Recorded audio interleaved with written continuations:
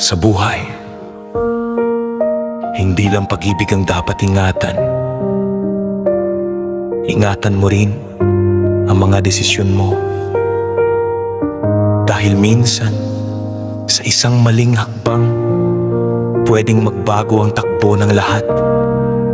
Hindi lahat ng bagay sa mundo ay pwede mong balikan. Hindi lahat ng nasira ay pwede mong ayusin. At hindi lahat ng nawala ay pwede mo pang ulitin.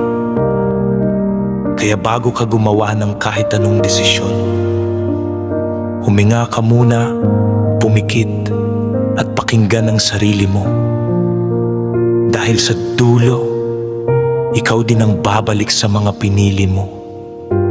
Mabuti man o masakit, yun ang magtuturo sa'yo kung paano magmahal at kung paano magbago nang hindi kailangang masaktan muli.